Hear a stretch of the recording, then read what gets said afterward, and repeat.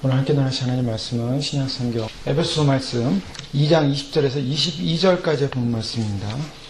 성전으로 함께 지어져가는 길이라는 제목으로 오늘 주신 하나님 말씀 함께 나누고자 합니다.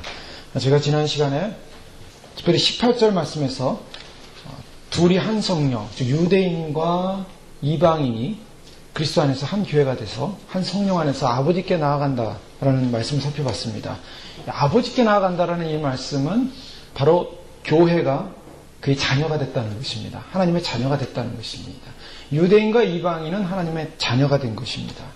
자녀와 아버지의 관계 속에서 아버지께 나아가는 교회, 얼마나 위대한 특권이고 축복인가.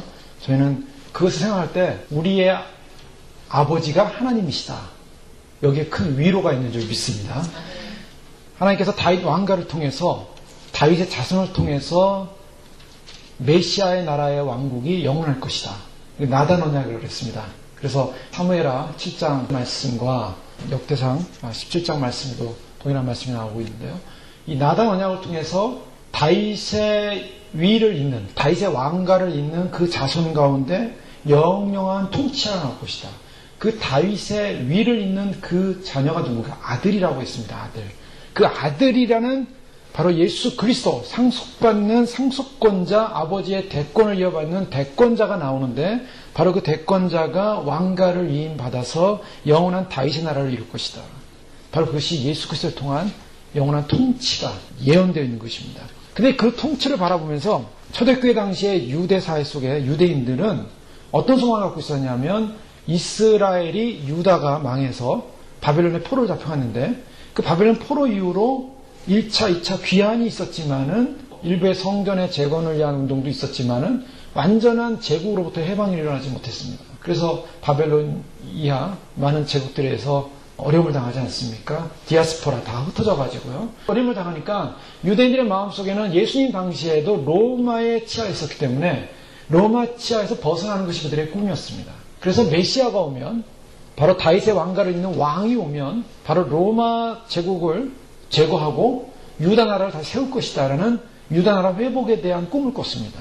그래서 유대인들 마음속에는, 당시의 율법학자나 서기관이나 모든 사람들의 마음속에는 앞으로 올 왕은 다시 유다 나라를 회복할 다윗과 같은 강력한 제국을 이룰 그런 왕이 올 것이다라고 기대하고 있었습니다. 근데 그런 왕이 오지 않은 겁니다. 예수님이 오셔서 정치적인 회복, 경제적인 회복을 일으키시는 것이 아니라 오히려 죄인들과 함께하고 있고 세리와 창기들과 함께 먹고, 또 죄인들, 또 병자들 고치시면서 어울리면서 하나님 나라가 증거되고 전파되고 하는 사건 때문에 유대인들은 막 혼란스러웠던 거죠. 메시아가 오면 유다와 같은 정치적인 회복이 일어날 거로 생각했는데 그것이 일어나지 않았던 것입니다. 제자들도 한때는 그런 오해를 하고 있었습니다. 그래서 예수님께서 부활하시고 나셨을 때 제자들이 또 묻습니다. 이스라엘 나라를 회복할 때가 이때입니까? 이제는 이제 뭔가 주님이 다 고난당하시고 부활하셨으니까 이제 승리의 왕으로 예루살렘에 입성해야 되지 않겠습니까? 그러니까 예수님께서 하나님 나라에 관해서 그러한 하나님 나라가 아닌 것을, 앞으로 도래할 하나님 나라, 또 작은 겨자씨처럼 점점 확장될 하나님 나라, 지금은 작은 겨자씨로 와 있지만 그 겨자씨가 점점 확장돼서 2000년 기독교 역사 동안에 많은 생명들, 구원자들을 일으키고 하나님 나라가 확장되고 커져서, 그래서 많은 사람들이 그 생명을 얻는 그런 하나님 나라의 비밀들을 알려주시고 비밀이 이루어지는 것을 역사적으로 제자들에게 알려줬던 거죠. 그것을 우리는 기독교 역사를 통해서 확인할 수 있습니다. 오늘날 그래서 땅끝까지 복음이 증거되는 이 상황들, 기독교 역사가 그 예루살렘에서 시작된 작은 씨앗이 확장돼서 이제는 많은 사람들이 열매를 맺고 구원받을 자의 수가 차고 있는 거죠. 그래서 이방인의 수, 구원받을 수가 차버리면 어떻게 됩니까? 역사의 장막이 내리는 것입니다. 왜 예수님께서 오실 시점이 가까웠는가? 그것은 바로 그런 하나님 나라의 도래가 될 시점, 즉 예수님이 말씀하신 이방인의 수가 차는 그런 시점으로 와 있기 때문에, 구원자의 수가 찰 시점에 와 있기 때문에, 그런 역사적 상황으로 와 있기 때문에 지금 주님은 오시는 시점이 되었다는 것입니다. 근데 유대인들은 계속적으로 그들의 메시아는 그들의 정치적인 그리고 경제적인 압박과 압제로부터 해방을 원했어요. 그런데 그런 예수님이 안 왔던 것이죠.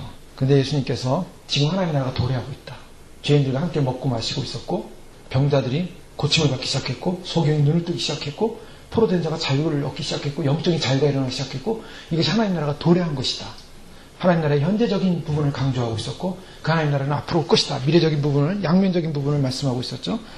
자, 이런 상황에서 바로 기독교회에 그리스도의 보혈과 피로 말미암아 그 반석 위에서 교회가 세워짐으로 말미암아 그 교회가 예수 그리스도를 통해서 하나님과의 관계가 회복됐습니다. 하나님과의 관계가 회복돼서 하나님을 아버지로 고백하고 아버지를 부르게 했던 것이죠.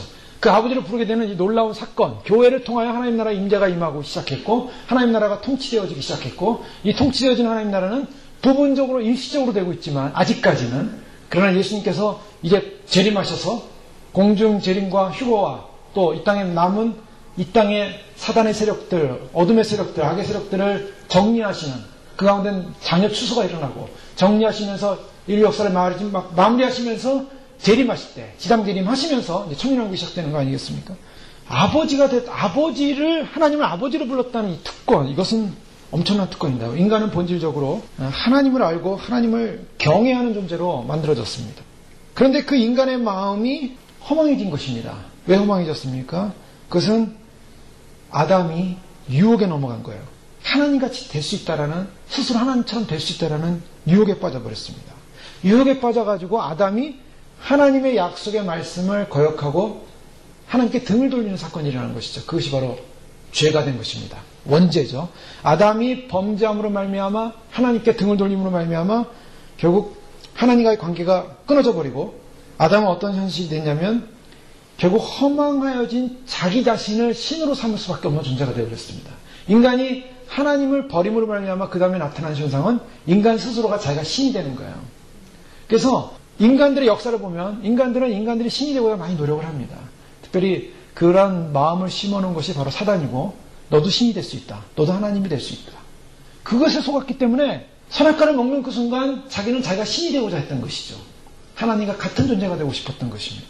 그런데 신이 못됐죠. 신이 못됐는데 신이 되고자 노력을 하고 있어요. 지금도 수많은 사람들이 그 일을 하고 있습니다. 그래서 오늘날 뉴 에이지라는 정신, 사조는 우리가 신이 될 수 있다. 그래서 많은 사람들이 우리가 신의 경지까지 갈 수 있다 라고 생각하면서 자기 성찰을 하지 않습니까? 자기 수련을 하지 않습니까? 그런데 그것은 인간이 자기 스스로가 신을 만들어가는 과정의 범죄의 과정입니다. 아무리 자기를 성찰하고 자기가 열심히 도를 닦아도 신이 될 수 없어요. 그 자체가 하나님을 거역하는 행위입니다. 그 때문에 도덕적으로나 또한 종교적으로 아무리 거룩한 삶을 산 것처럼 보이고 자기가 신이 되기 위해서 수많은 노력을 했다 할지라도 그 사람은 지옥에 떨어지는 거예요. 왜요? 하나님을 하나님에게 섬겨야 될 인간이 자기 스스로가 신이 되고자 하는 엄청난 하나님에 대한 우상숭배적 죄를 짓고 있는 겁니다. 자기를 우상으로 섬기는 거죠. 자기를 우상으로 섬기는 그 인간은 얼마나 어리석게 됐냐면 하나님께서 아담에게 피조 세계를 보여주시면서 이 피조 세계를 정복하고 다스리라 했습니다. 그런데 정복하고 다스려야 피조 세계를 자기를 신으로 섬기기 시작했던 인간은 어떻게 하기 시작하냐면 그 피조 세계를 다시 섬기기 시작해요. 다스리고 정복해야 될 피조 세계를 우상으로 섬기기 시작합니다. 돌에게, 자연에게, 해에게, 달에게 절하기 시작해요. 자연신론. 그래서 나무 밑에 가서 빌지 않습니까? 잘 되게 해달라고. 이 세상에 속한 모든 피조 세계를 향해서 신이 안 보이는 거예요. 신이 안 보이니까 헤매고 있는 겁니다. 이 세상의 피조 세계가 신인 것처럼. 그러한 소위 말해서 자기 존재의 의미와 행복을 결국 회복하지 못하고 잃어버린 존재가 됐습니다. 자, 이것은 무엇인가? 왜 그랬는가? 왜 이 죄가 시작됐는가? 이 죄가 시작된 것은 바로 인간의 교만입니다. 인간은 하나님을 경외하고 순종할 때 존재의 본질이 있었는데 그 아버지, 창조주 아버지의 그 부유함 속에서 그는 에덴 동산에서 그 풍요를 누릴 수 있었는데 하나님을 떠나는 그 순간 분리가 일어나면서 뭐가 일어났습니까? 인간 스스로는 자기가 신이 되고자 하는 그 노력 때문에 하나님께서 그렇게 만들어버렸어요. 네가 신이 되고자 했느냐? 네가 나처럼 되고자 했느냐? 하나님이 결국 인간 스스로에 나타난 그런 범죄적 사건, 하나님을 거역한 사건 때문에 인간이 어떤 결과가 왔습니까? 자기 존재라는 능력에 제한돼 버렸어요. 자기의 제한된 존재가 돼 버렸어요. 인간이 할 수 있는 게 뭐가 있습니까? 자기 힘밖에 없는 거예요. 그래서 예수를 안 믿는 사람들이 하는 얘기가 뭡니까? 하나님을 의존하고 하나님을 추구하는 것이 아니라 내 힘으로 살지, 내 능력으로 살지. 그래, 네 능력과 한번 살아봐라. 삶의 결과가 뭘까? 삶의 결과가 뭡니까? 인간이 자기 스스로 자기 힘을 가지고 자기 존재가 신이 돼서 자기 힘의 분깃을 가지고 살았다고 생각해 보시죠. 그 결과가 뭔지 아세요? 결과는 처참한 죽음입니다. 그 결과는 처참한 허무입니다. 무해무. 그 솔로몬이 인생을 다 사고 나서 인간적으로 산 인생의 모든 복락을 다 누려봤는데 헛되고 헛되니 모든 것이 헛되도다. 결국 인간적 삶의 결론은 헛된 거예요. 그 어리석음, 인간의 어리석음, 그걸 언제 하냐? 이 세상을 떠날 때 아는 거예요. 육체가 끝날 때 아는 겁니다. 헛된 인생을 살았구나. 왜요? 인간은 자기 안에 내재된 자원이라는 것이 한정되어 있습니다. 제한되어 있습니다. 저는 어떤 사람 하냐면 어떤 목사님인데요. 그분은 젊은 목사인데 자기는 네 가지의 삶을 살고 싶대요. 그래서 목회도 하고 뭐 일도 하고 뭐도 하고 여러 가지 바빠요. 근데 제대로 하는 게 하나도 없어요. 제대로 하는 게 하나도 없고 나중에 백수처럼 살아요. 자기는 이것저것 다 하고 싶대요. 자기 힘으로 자기 능력으로 얼마나 인간은 살 수 있을까? 여러분 4가지 삶을 살 수 있겠습니까? 5가지 삶을 살 수 있겠습니까? 어떤 꿈이 있습니까? 인간이 가져봤자 그 꿈이 어디까지 얼마큼 성취할 수 있을 것 같아요. 피조물은 제한되어 있어요. 인간은 제한되어 있습니다. 그 힘이 제한되어 있는 것입니다. 창조주 하나님 앞에 붙들려 있을 때 그 전능하심과 전지하심, 영원하시고 무소부지하신 우리가 이렇게 하나님의 그런 성품에 대해서 얘기하는데요. 결국 하나님은 어떤 분인가? 하나님은 인간이 하나님을 안에 존재 안에 하나님을 섬기고 있을 때 거기에는 무한한 결핍이 없는 존재가 된다는 것입니다. 궁극적으로 결핍이 없습니다. 근데 인간이 하나님을 떠나고 나면 자기 스스로의 틀에 자기 스스로의 분깃에 딱 갇혀버렸어요. 인간이라는 그 분깃에 갇혀버림으로 말미암아 결국 결핍이 오고 거기 고난이 오기 시작했어요. 이것을 쉽게 비유로 들면 나무가 있는데 그 나무가 뿌리채 뽑혀버린 거예요. 뿌리채 뽑혀버렸어요. 나무가 확 떨어졌습니다. 그래서 쓰러졌어요. 자, 그 나무가 잎이 청청합니까? 안 청청합니까? 당장은 청청합니다. 잎이 풀어요. 그래서 살아있는 것 같아요. 그런데 시간이 지나면 어떻습니까? 점점 시간이 지나면 나무의 잎은 점점 시들기 시작합니다. 빛을 잃기 시작합니다. 나무도 말라가기 시작합니다. 나중에 어떻게 됩니까?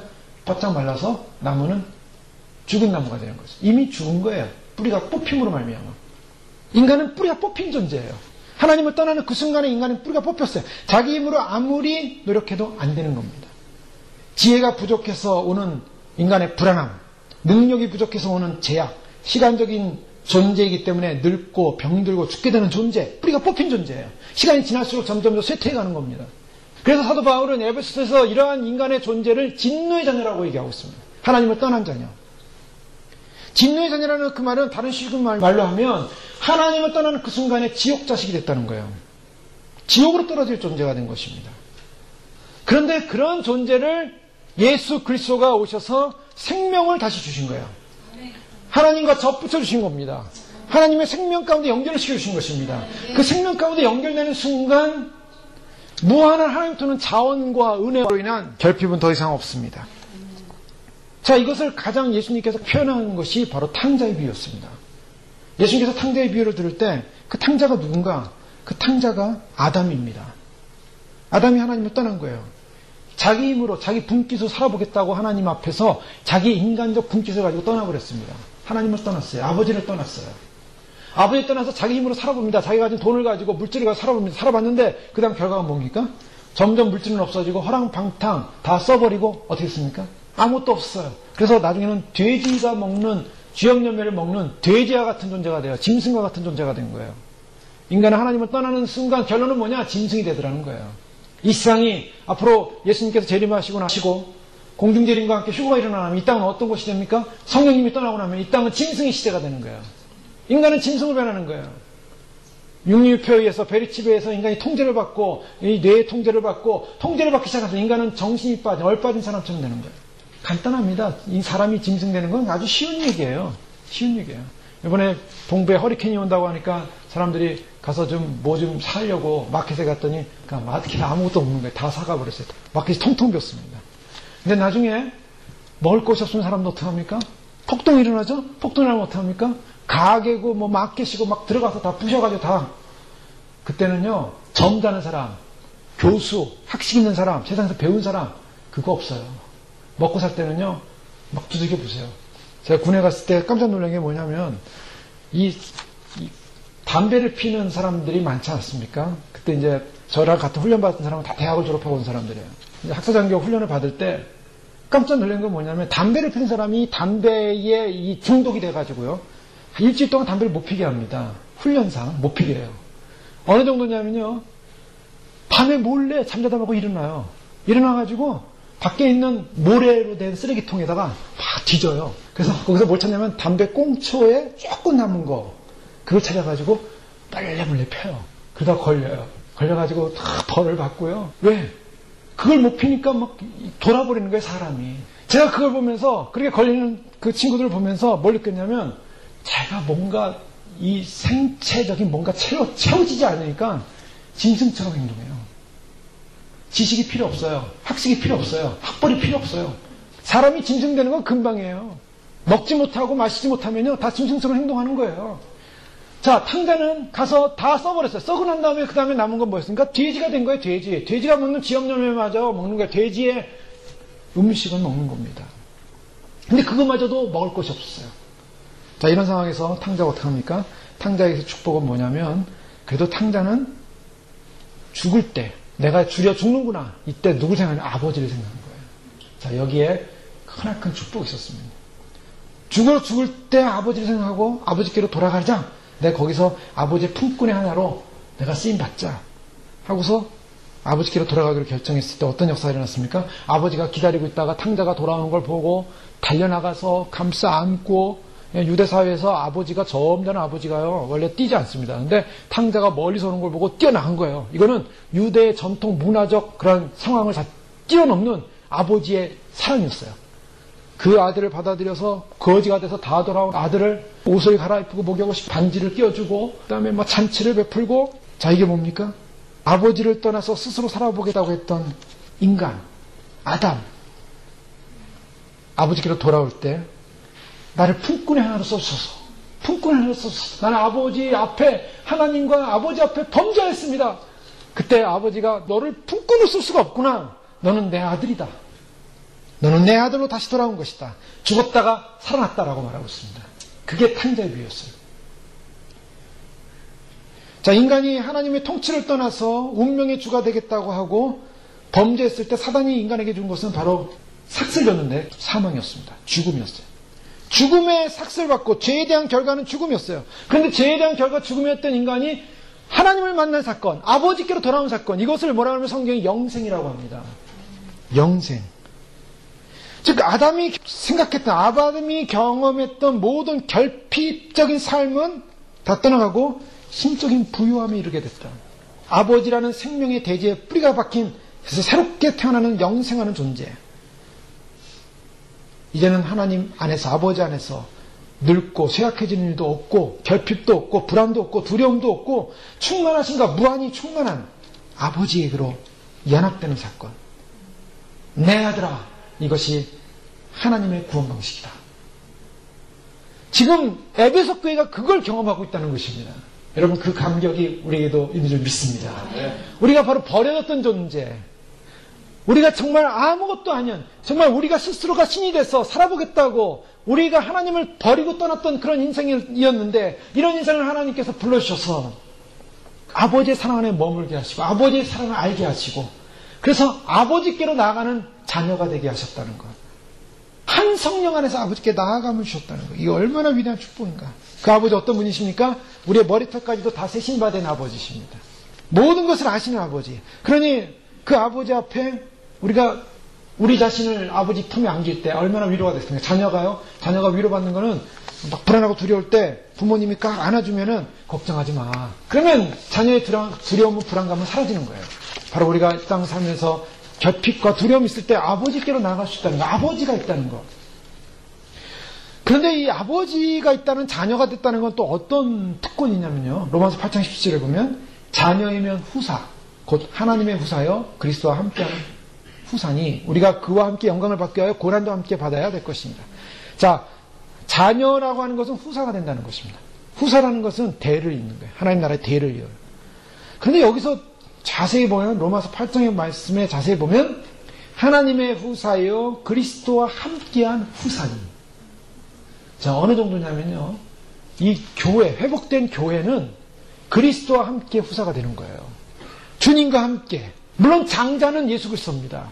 장자는 예수 그리스도예요. 하나님의 독생하신 아들 예수 그리스도인데, 우리가 이 교회가 구원을 받아서 주님 앞에 가서 후사가 될 때는 바로 장자 다음에 그 다음 누굽니까? 아들들인 거예요. 자녀들인 거예요. 그 아들들로서, 자녀들로서 후사, 주님과 함께, 그리스도와 함께 그 기업을 이어가는 그런 특권을 주신다는 겁니다. 하나님을 아버지로 모실 때. 예수님께서 그러지 않습니까? 나의 아버지, 너의 아버지. 예수님과 아버지의 관계는 아주 결정적이고 아주 독자적인 관계입니다. 그래서 독특한, 그건 침범할 수 없는 관계예요. 삼위 하나님으로서 하나님과 하나지만, 하나님으로서 한 분이지만, 그러나 아들과 아버지의 관계로 형성되어 있는 그런 아주 독특한 아들이십니다. 그 아들 외에 구원받은 모든 백성들은 그의 자녀가 돼서 한 분 아버지를 섬기는 거죠. 그렇기 때문에 우리가 해야 될 일은 뭐냐니까?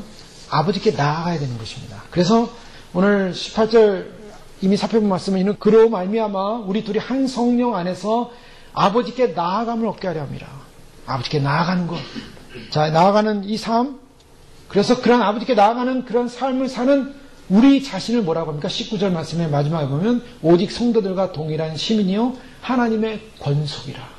그 자녀가 됐기 때문에 하나님의 가족으로 들어온다는 것이 하나님의 권속이 되었다. 에베소 말씀은요, 우리가 갖는 지위, 우리가 갖는 이 특권, 이것은 상상을 초월하는 어마어마한 특권입니다. 이 말씀 한 구절 한 구절에 한 단어 단어에 숨겨진 그 비밀이라는 것은요, 우리가 하나님의 가족이 됐다는 거. 그런데 가족이 됐을 때 한 가지 가족으로서의 특권만 있는 것이냐? 아닙니다. 한 가지 분명히 아셔야 돼요. 가족이 됐을 때 그 다음에 나타나는 의무가 있습니다. 자, 그게 뭡니까? 우리가 보통 한국에서 부모님들이 자녀들 보면서 자녀들 교육하면서 자녀들 교육이 잘못되면 사람들이 하는 말이 뭡니까? 부모를 욕되게 하지 마라. 그렇게 얘기해요. 자, 자녀와 부모를 연관을 시켜요. 그래서 자녀가 잘하면은 참 부모님이 훌륭한 분이다. 부모님 칭찬하죠. 자녀가 잘못하면 부모님 욕을 얻어먹어요. 자, 그런 거예요. 자녀로서의 특권이 있지만 언제까지 어리광 부리는 자녀로서의 특권만 누리는 게 아닙니다. 그 자녀는 반드시 의무가 있어요. 부모님의 이름을 거룩히 여기고 부모님의 이름을 사람들에게 망령되이크는 받지 못하게끔 행동해야 됩니다. 그래서 주님이 바로 교회를 향하여 주시는 명령과 그런 요구는 굉장히 강해요. 어느 정도냐면 마태복음 5장에 보면 산상수훈에 관한 말씀이 나오는데 산상수훈의 말씀을 우리가 따라야만이 자녀라는 겁니다. 그냥 뭐 주님 안에서 구원받으신 난 자녀다. 나는 특권을 다 누리겠다. 다 누리지 못합니다. 근데 그게 있어요. 다 주님이 말씀하신 이 말씀은 내가 믿어주기만 하면 다 누리는 거다. 물론 믿었기 때문에 일단 1차적으로 누릴 수 있습니다. 그러나 그런 자녀가 됐다면 반드시 의무를 행해야 되는 거예요. 특권이 있다면. 산성경 말씀 가운데 많은 말씀이 있지만은 특별히 주님께서 마태복음 5장 45절에 보면 이같이 한즉 하늘에 계신 너희 아버지의 아들이 되리니 아버지와 아들 관계를 말씀하고 있습니다. 이는 하나님이 그 해를 악인과 선인에게 비추게 하며 비를 의로운 자와 불의한 자에게 내리우십니다. 자, 이 말씀 속에 뭐가 있냐면 악인과 선인에게 해를 비추고 비를 의로운 자와 불의한 자에게 내리십니다. 이 무슨 말이냐면 하나님의 사랑이 굉장히 포괄적이라는 거예요. 편애하지 않는 사랑.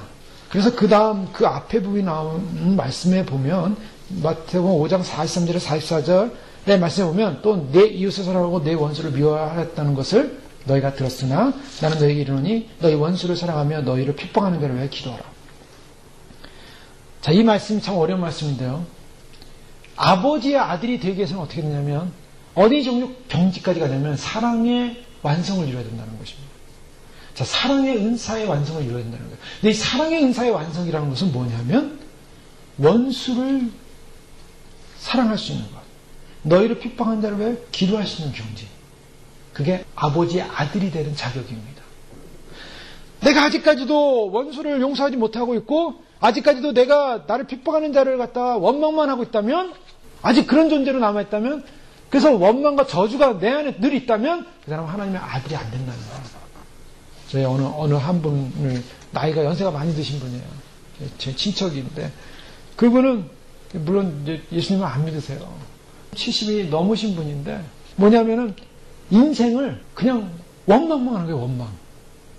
그래서 그때 가족 중에 그때 그 누구 내가 그렇게 잘해줬는데 그렇게 잘했는데 그래서 그것만 원망하면서 인생을 쌓아놓고 사는 거예요. 그러니까 그 따님 되시는 이제 사촌 누님이 아니 왜 그렇게 인생을 원망만 하면서 마무리하려고 그래? 엄마한테 하는 얘기예요.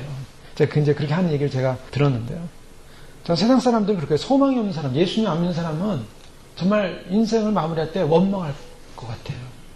내가 돈 받지 못한 거, 배 아프고, 내가 그렇게 잘해줬는데, 내가 보상받지 못한 거 억울할 거고, 그래서 억울하다. 사람들은 참 이상하게 좋은 거 생각 안 하고요. 자꾸 이렇게 부정적인 게 커요. 부모님의 그 어마어마한 사랑이 많음에도 불구하고 꼭 나한테 잘못했던 거, 그것만 굉장히 생각만 하고 있죠. 묵상하고. 근데 오늘 성경에서 뭐라고 말하냐면, 하나님의 자녀가 되는 조건이 뭔가, 아들이 되는 조건이 뭔가, 아버지께서 온전하신 것 같이 너희도 온전하라. 그 온전함이 뭔가, 하늘에 계신 너희 아버지가 온전하신 것 같이 너희도 온전하라는데 그 온전함이 뭔가, 그 온전함이라는 것은 아버지가, 하나님이 그 해를, 태양을 악인과 선인에게 비추고 비를 불의한 자와 의로운 자에게 내리우는 것 같이 너희도 이 땅에 사는 동안은 하나님과 같은 마음을 품고 살아야지 그것이 하나님의 아들이라는 것입니다. 그 단계까지 가야 됩니다. 자, 우리가 하나님을 아버지라고 부릅니다. 탕자로서 돌아왔습니다. 그러면 자녀가 됐다면 의무가 뭡니까? 자녀가 됐다면 용서하고 사랑하고 미워하지 않고 원수가 없어야 돼요. 내 안에 원수가 있다면 원수를 용서해야 됩니다. 어떤 사람은 자기가 원수가 될 수 있어요. 자기를 용서 못하는 사람이 있어요. 난 날 용서 못해. 자기를 용서해야 됩니다. 또 어떤 사람은 이 모든 것도 다 다른 사람 원인이야. 다른 사람 때문이야. 그 다른 사람이라는 그 한 사람에도 걸려있으면 용서를 해야 되는 거예요. 그게 아버지의 아들의 수준이에요. 우리 아들 됐을 때 참 좋았는데, 자녀 됐을 때 좋았는데, 아버지께서 원하시는 요구사항을 들으니까 이게 참 어려워지죠. 주님 앞에 갈 때까지, 제가 주님 앞에 설 때까지 그 요구사항에 우리가 부합하도록 주님께서 분명히 말씀하세요. 하나님께서 온전하신 같이 너희도 온전하라. 그것이 천국 백성이라는 겁니다. 저희가 천국을 들어간다는 것이 막연하게 예수님 믿어줬으니까 천국 가겠지. 그게 아니에요. 천국 가겠지가 아닙니다.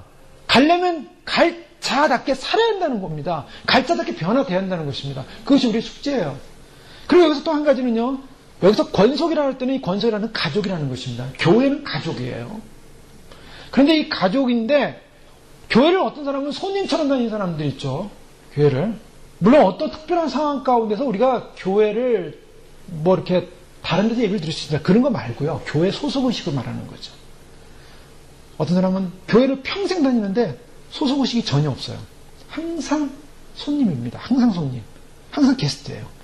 섬김도 없고 봉사도 없고 교제도 없고 그냥 여기 갔다가 저기 갔다 이곳 갔다 저곳 갔다 갈 길을 못 찾는 거예요. 자, 이제 주님 오실 때 주님 맞이하기 위해서 어떻게 하겠습니까? 주님은요, 교회를 손님으로 다니지 말라고 했어요. 어떻게 다니라고요? 권속으로, 가족으로 다니는 거. 주님 오시는 길 앞에서 많은 분들이 마지막 때 말씀하셔서 방황합니다. 이리 갔다 저리 갔다 합니다. 제 집을 찾아야 됩니다. 방황하는 시절, 외국인, 나그네로 있는 시절 끝났습니다. 반드시 가족 안에 들어와야 됩니다. 그래서 주님께서 마지막 가는 길을 마지막 가족으로서, 마지막 믿음의 가족으로서, 믿음의 공동체로서, 신앙의 공동체로서, 주님 오시면 소망하는 소망의 공동체로서 그곳에서 지어져 가야 돼요. 그것에서 만들어져 가야 돼요. 왜요? 자기의 위치가 있어야 한다는 거예요. 그래서 오늘 본문 말씀이 바로 이제 그 말씀입니다. 오늘 본문의 결론은 뭐냐면 너희도 22년에 성령 안에서 하나님의 거하시 처소가 되게 하여 그리스도 예수 안에서 함께 지어져 간다.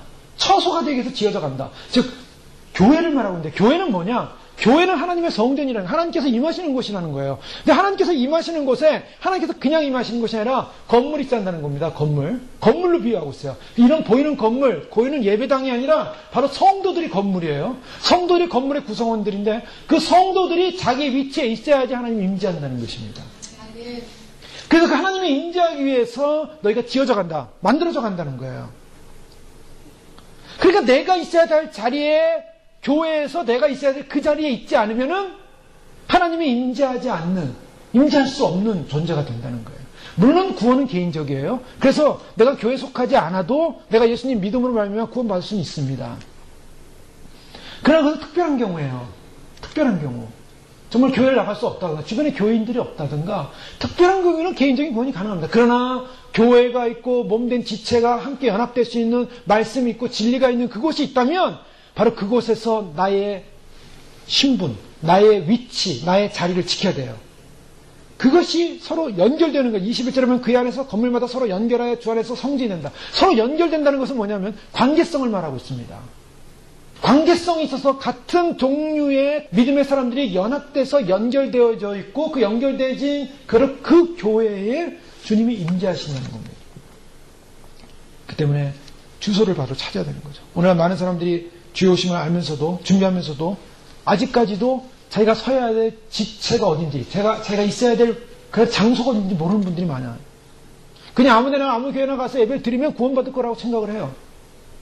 이리 가고 저리 가고 하면 될 거라고 생각해요. 아닙니다. 교회는 그런 것이 아니에요. 제가 교회를 볼 때 교회 한 성도님이 만약에 무슨 문제가 있다고 생각해요. 그러면 교회가 힘들어지는 거예요. 몸이기 때문에, 지체이기 때문에.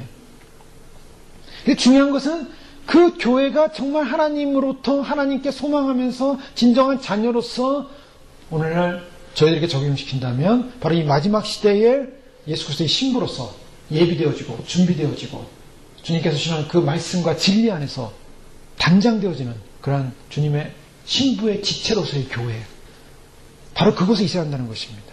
말씀은 점점 발전합니다. 우리가 에베소 1장 13절의 말씀 살펴봤던 것처럼 점점 예수의 피로 말미암아 가까워졌다. 하나님께로 가까워졌다 그랬는데 이제 아버지께로 나아간다 그래서 아버지께 나아감을 살펴봤습니다. 근데 오늘 말씀에는 22절 말씀에는 이제는 나아가는 정도가 아니라 하나님께서 임재하시고 하나님께서 거하실 처소로 만들어진다는 거예요.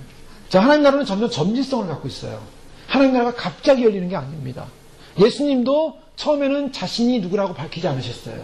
그런데 제자들에게 나를 누구라 하냐 사람들이. 더러는 세례요한, 더러는 엘리야, 어떤 이는 예레미야, 선지자 중에 하나이다. 뭐 이렇게 얘기했을 때 너희는 누구라 하냐.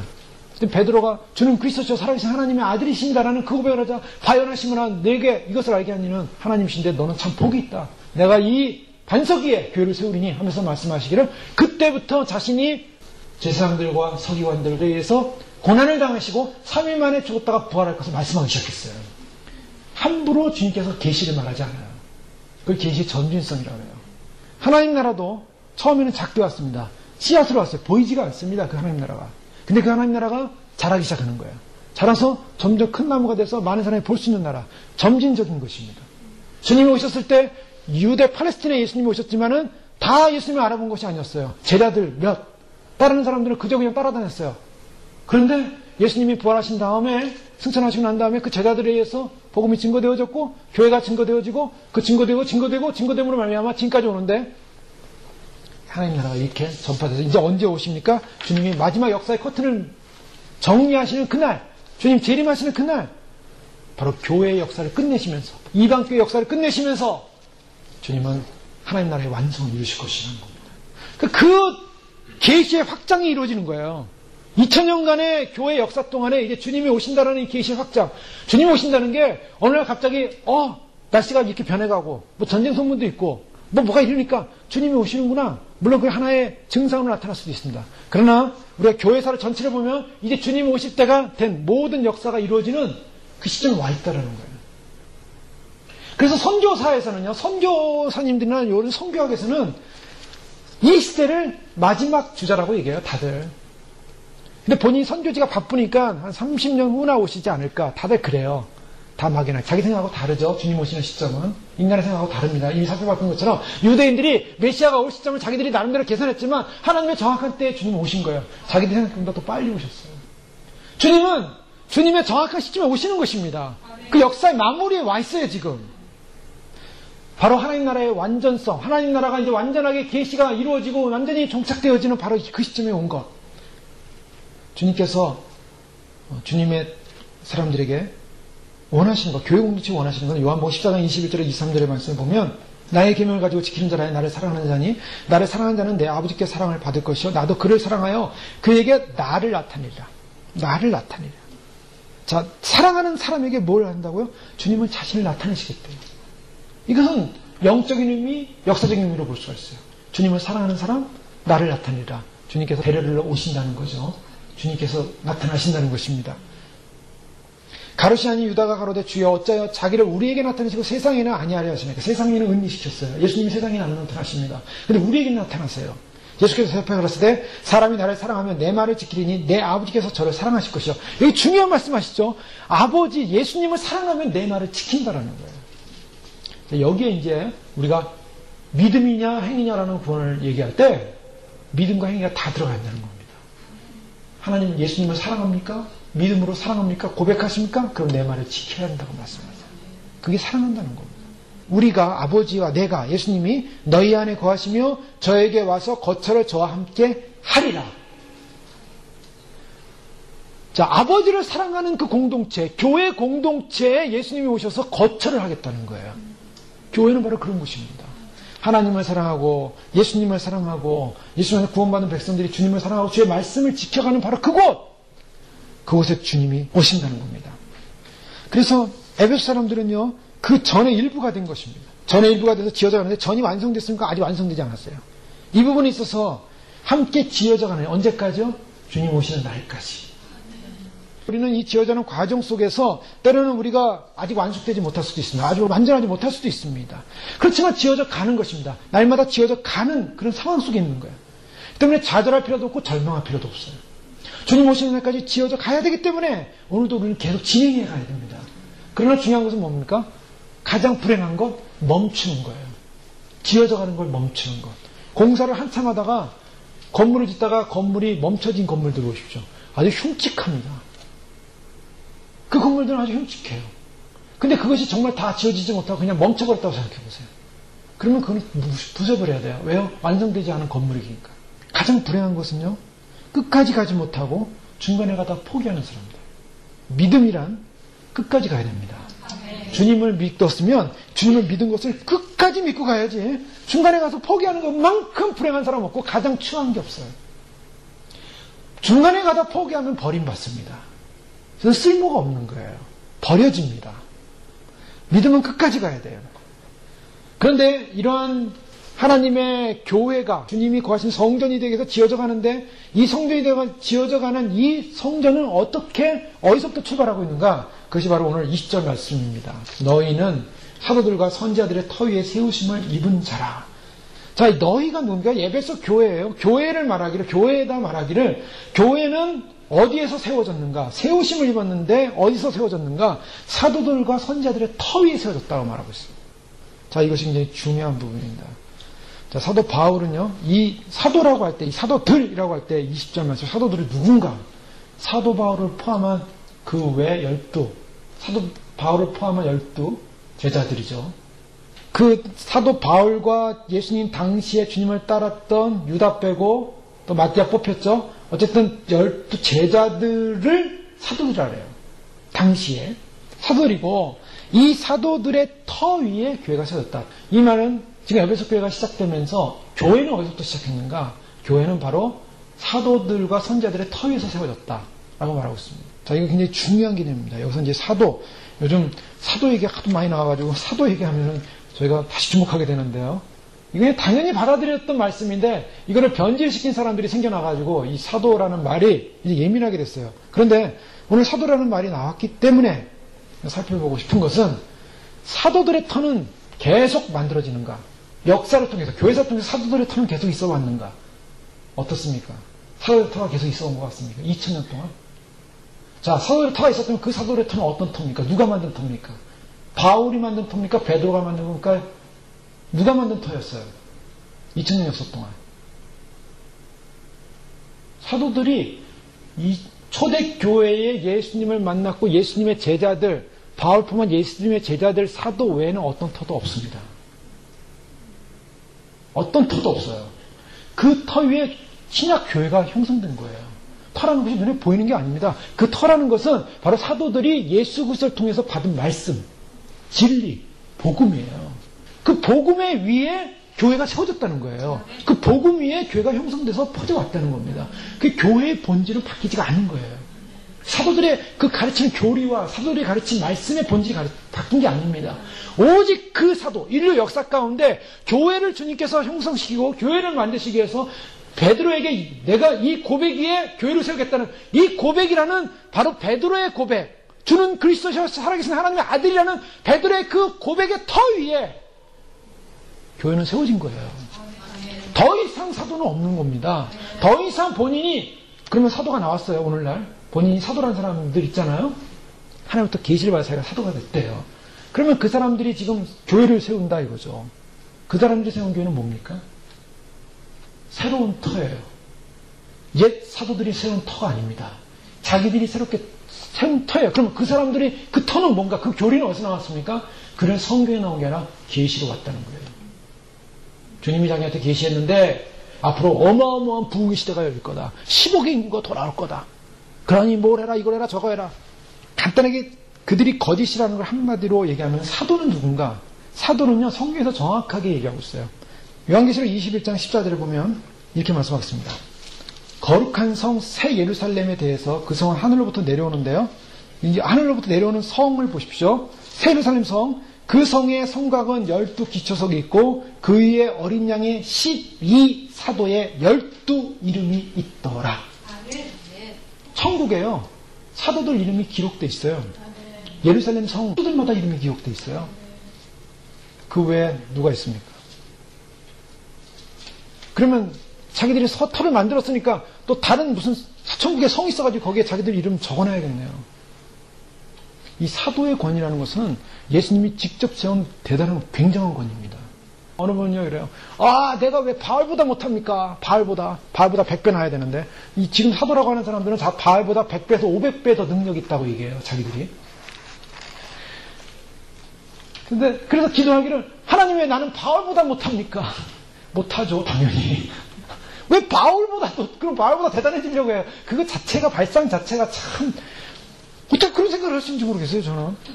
바울이요, 나를 본받으라 그랬어요. 바울이 거기 있는 초대교회 성도들에게 나를 좀 본받으라. 바울 본받기도 바빠요, 지금. 근데 어떻게 우리가 바울보다 내가 못합니까? 바울보다 권위가 더 세야 되는데요. 그럼 바울만큼 세려면 일단 천국 가서 3층 갔다 오시고 하나님이 알려주지 않은 그동안 성경에 없는 계시를 받아서 새로운 성경 하나 써야죠. 바울이 수많은 서신서를 썼는데 신약에 그런 허무맹랑하고 엉뚱한 망상에 사로잡혀서요. 스스로가 사도라는 사람들, 거짓이요, 사탄의 종들이요, 적그리스도의 앞잡입니다. 미혹시키는 거예요. 갈라디아서 1장 6절에 10절 말씀에 보면 사도 바울이 이렇게 얘기했어요. 그리스도의 은혜로 너희를 부르신 일을 이같이 속히 떠나 다른 복음 쫓는 것을 내가 이상히 여기노라. 이상하게 다른 복음을 쫓아요. 왜 성경대로 믿으면 되는데 성경 외 성경에 없는 것을 믿는 사람들이 있더라는 거예요. 왜요? 누가 계시를 받았다더라. 누가 뭘 봤더라. 뭐 주님이 오셔서 나에게 말씀하셨다. 그거 믿으면 안 돼요. 우리 사람들이 약해가지고 나는 주님 안 봤으니까 저 사람 주님 봤으니까 진짜겠지. 그게 성경에 있는지 없는지 확인을 해봐야 돼요. 성경 외 아니면 아닌 거예요. 다른 복음은 없나니 다만 어떤 사람들이 너희를 요란케 하여 그리스도의 복음을 변하려 함이라. 그리스도의 복음을 변하게 하고 있어요. 지금 우리가 혹 하늘로부터 온 천사라도 우리가 너희에게 전한 복음 외에 다른 복음을 전하면 저주를 받을지어다. 바울이요 얼마나 무서운 말을 하는지 아세요? 천사가 와서 얘기해도요, 어떤 천사가 와서 얘기해도 예수 그리스도를 통한 이 사도들이 세운 이 터 위에 세워진 교회 외에 어떤 것을 얘기하면 저주를 받아라 라고 얘기하고 있어요. 우리가 전에 말했거냐, 내가 지금 다시 말하니 만일 누구든지 너희 받은 것 외에 다른 복음을 전하면 저주를 받을지어다. 이제 내가 사람에게 좋게 하라, 하나님께 좋게 하라. 사람들에게 기쁨을 구하라. 내가 지금까지 사람의 기쁨을 구하는 것이었으면 그리스도의 종이 아니니라. 여러분, 사람들 만나면 사람들 좋죠. 인간들, 인본주의자도 좋아요. WCC 운동하는 사람들 좋습니다. 우리가 함께 연합하자, 하나 되자. 아주 인간적이에요. 그 인간적인 것이 사람을 기쁘게 하는 것이냐, 하나님을 기쁘게 하는 것이냐. 하나님을 기쁘게 하는 것이 아니라 사람 편에 서서 사람의 인본주의 상황 속에서 만들어내는 모든 결과라면 우리는 거절해야 됩니다. 그것이 기독교의 신앙의 고집입니다. 신앙의 정절을 지키는 거예요. 이 사도권을 가장 많이 역사적으로 얘기하는 사람이 누구냐면 교황입니다. 교황. 카톨릭의 교황이에요. 베드로의 그 고백, 이 반석의 교회였습니다. 베드로의 고백이 아니라 베드로 자체를 봐가지고 로마 카톨릭은 베드로의 사도의 계승을 받은 교황이 바로 사도의 계승자요. 그 다음에 주교가 그 다음 계승자요. 그러니까 이들은 다 뭐냐면 베드로부터 직접 받은 사도이기 때문에, 사도의 계승을 했기 때문에 자기들이 사도라고 생각을 하고 있어요. 속사도라고 생각을 하고 있습니다. 때문에 자기들은 굉장한 권한이 있다고 얘기하는 거예요. 그래서 교황 자체가 말하는 것은 무어다, 죄가 없다는 것이다, 하나님 말이라는 거예요. 우리가 그것을 인정합니까? 인정 안 합니다. 절대로 인정 안 합니다. 베드로 사도는 사도고요. 사도가 얘기했던 교리, 사도가 얘기했던 복음은 저희가 따라야 돼요. 그것이 교회의 사명입니다. 그래서 사도적 사명이 있어요. 사도들이 걸어갔던 그 복음의 길을 우리는 걸어가는 거예요. 그러나 누구든지 사도로서의 계승을 받아서 자기가 사도의 제자고 내가 또 사도 같은 존재고 또 내가 사도다 이 시대에 다 거짓입니다. 그것은 다른 복음이에요. 어디 터는 한 번입니다. 건물 질 때 터를 갖다가 한 번 닦지 거기다 건물을 짓지 터를 닦고 그 옆에다 또 터 닦는 사람이 있어요. 그럼 다른 건물 져야죠. 다른 건물 뭘 짓 겁니까? 자기들만이 참된 교회라는 거예요. 다른 건물 져놨어요. 지금 거짓 건물. 바울은 분명히 이 터 위에 세움을 입어 교회를 향해서 그리스도 예수께서 친히 모퉁이돌이 되셨다. 그 터 위에 예수님이 모퉁이돌로 다른 돌들을 다 연합시키고 있는 거예요. 그 터 위에. 그 사도들이 믿음의 고백을 하고 주님을 따랐던 그 터 위에 예수 그리스도께서 그 교회를 구성하고 있고 그 교회의 중심이 되신 겁니다. 고린도서 3장 11절에 보면 바울은 이 닦아둔 것 외에 능히 다른 터를 닦아둘 자가 없으니 이 터는 곧 예수 그리스도라. 터 얘기하는데요. 예수 그리스도 다른 터를 닦아둘 자가 없습니다. 절대로 없습니다. 예. 그것을 우리가 분명히 알아야 됩니다. 이 터는 바로 죄와 허물로 죽었던 우리가 그리스도의 피로 말미암아 살리심을 얻고 그 다음에 죄와 사망에서 건짐을 받아서 그리스도의 피로 말미암아 우리가 형벌받았고 죽어야 될 그런 존재가 주님 안에서 구원을 받는 놀라운 사건, 바로 이것이 그 터 위에 교회가 세워진 것이다 라고 말하고 있습니다. 근데 이 모퉁이 돌이 되신 예수님은 어떤 분인가? 이 모퉁이 돌이 되신 예수님은 바로 종말론적인 그런 선택을 하도록 오신 분으로 말씀하고 있습니다. 성경에 보면 기초 돌이 되시는 예수님, 모퉁이 돌이 되신 예수님을 말씀하고 있고요. 이사야 28장 16절 말씀에 보면 그러므로 주 여호와께서 가라사대 보라 내가 한 돌을 시온에 두어 기초를 삼았노니 곧 시험한 돌이요 귀하고 견고한 기초 돌이라 그것을 믿는 자는 급절하게 되지 아니하리로다. 자, 구원받는 돌입니다. 그것을 믿는 자, 이사야 28장 16절에 말씀하는 그 시험받은 돌, 즉 고난을 통과한 돌이라고 말하고 있어요. 그래서 고난을 통과하고 또 그 돌은 아주 소중한 돌이고 귀한 돌이다. 바로 그 돌이 어떤 돌인가? 모퉁이 돌인데 그 돌을 믿는 자는 급절하지 않는다. 죽지 않는다는 것입니다. 구원하는 돌이에요. 바로 예수님께서 오늘 바로 이 사도들과 선지자들 터 위에서 친히 모퉁이 돌이 되셨다는 이 모퉁이 돌은 바로 예수 그리스도를 믿는 자들은 죽지 않고 산다는 것입니다. 거기에 연결된다는 거예요. 마태복음 21장 40절에 예수께서 가라사대 너희가 성경에서 건축자들의 버린 돌이 모퉁이의 머릿돌이 됐다. 성경에서 건축자들이 버린 돌, 즉 유대인들이 버렸습니다. 이스라엘 사람들이 버렸습니다. 버린 그 돌이 생명을 살리는 돌이 되더라는 거예요. 생명을 살리는 건물이 되더라는 겁니다. 건물을 지키는, 건물을 유지하는. 그런데 이 돌은요, 어떤 사람에게는 치명적인 돌이 돼요. 어떤 사람이 치명적인 돌입니까? 이사야 8장 14절 말씀에 보면 그가 거룩한 피할 곳이 되시리라. 그러나 이스라엘의 두 집에는 거치는 돌 걸리는 반석이 되실 것이며 예루살렘 거민에게 함정과 올무가 되시리니. 자, 어떤 사람에게는 이 돌이 거치는 돌이 돼요. 로마서 9장 33절에 보면 의의 법을 쫓아간 이스라엘은 법에 이르지 못하였으니 어찌 그러하뇨? 이는 저희가 믿음에 의지하지 않고 행위에 의지함이라 부딪히는 돌에 부딪혔느니라. 자, 어떤 사람은요, 예수 그리스도를 통한 믿음과 구원을 받지 못한 사람은 예수님이 구원의 돌이 아니라 부딪히는 돌이 돼요. 그리고 부딪혀서 거기 예수님과 부딪힙니다. 자, 부딪히면 어떤 사건이 일어납니까? 예수님과 부딪히면은 부서져요. 깨집니다. 깨지는 존재가 돼요.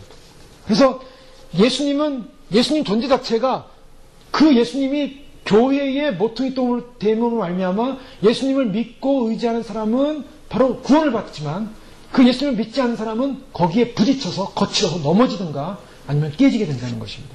또 이 돌은 어떤 돌인가? 종말론적으로 다시 오시는 돌입니다. 그래서 다니엘서 말씀해 보면 인간 정부를 무너뜨리기 위해서 바로 뜨인 돌이 오죠. 그 뜨인 돌이 나타나가지고 결국 인간의 모든 역사 가운데 모든 신상, 금과 은과 놋과 철과 흙으로 만들어진 그 인간 느부갓네살의 본 인간 역사를 무너뜨리고 한 나라가 이루어집니다. 그 돌, 이 돌이신 예수님은 모퉁이 돌로 살리는 돌이시지만 역사적 종말론적으로는 심판하러 오시는 돌입니다. 그래서 교회는요, 양면성을 갖고 있어요. 교회는 구원되고 살아나고 생명으로 자라나지만, 그러나 예수 그리스도에 의해서 결국 세상 나라, 세상 문화, 세상 조건은 다 무너질. 그래서 그것을 심판하시고 하나님의 영영한 나라를 세우신다는 것입니다. 그런 개념으로 나타나 있어요. 근데 중요한 것은요, 이 돌과 연결되는데, 연결되기 위해서는 어떻게 됩니까? 적용적으로 생각해 볼 수가 있습니다. 이 하나님의 성전으로 연결되기 위해서는 선택을 받아야 돼요. 건축자들이 재료를 쓸 때 재료가 합당한가 안 합당한가를 확인하게 됩니다. 모퉁이 돌 대신 예수님과 함께 조화를 이룰 수 있냐 없느냐. 그래서 딱 돌을 들어 쓰려고 했는데 그 돌이 합당치 않아요. 그럼 어떻게 됩니까? 버리는 겁니다. 근데 딱 돌았는데 이 돌이 여기에 쓸만한데 좀 문제가 있어요. 문제가 있어 그 돌을 어떻게 하겠습니까? 건축자가 그걸 깎기 시작하는 거예요. 다듬기 시작하는 겁니다. 여기서 양면적입니다. 일단은 돌에 들어오려면, 그 건물 안에 들어오려면 선택을 받아야 돼요. 우리가 마지막 시대에 주님을 믿게 되고, 주님 오심을 믿게 되고, 심판의 주로 뜨인들로 오시는 주님을 믿게 되고, 그 주님이 모퉁이돌이 되셔서 교회를 이루시고 지어가시고 신부교회로서 하나님 주님 오시는 나라를 준비하는 예비된 교회로서 만드실 때 우리가 그 지체가 됐다는 것은 선택받았다는 것입니다.